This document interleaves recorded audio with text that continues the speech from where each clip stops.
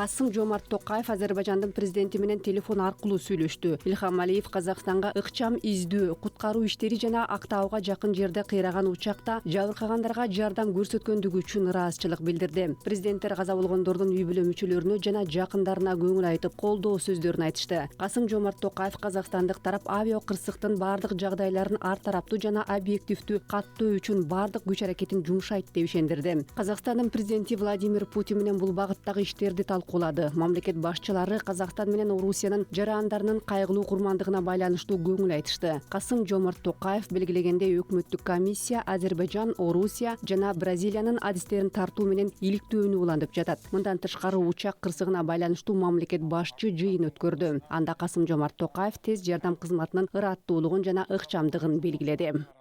Азаматтарымыз алгачкы минуттан баштап Алгачкы мүнөттөрдөн тарта биздин жарандар жапа чеккендерге жардам колун сунуп, тилектештикти, чын ыкластуулукту, боорукердикти жана уюшкандыкты көрсөтүштү. Эл кан тапшыруу үчүн кезекке турушту. Көптөгөн мекендештерибиз Азербайжан элчилигинин имаратына гүл чамбарларын коюшту. Мындай реакция ата мекендик жана чет элдик маалымат каражаттарында кеңири чагылдырылды. Биздин куткаруучулардын, дарыгерлердин жана ыктыярчылардын жан аябас эмгегине бүт дүйнө күбө болду. Коңшу дос мамлекеттердин, Азербайжандын, Орусиянын, Кыргызстандын жарандары өзгөчө ыраазычылыктарын билдиришүүдө. айрыкча алгыс билдирип жатыр.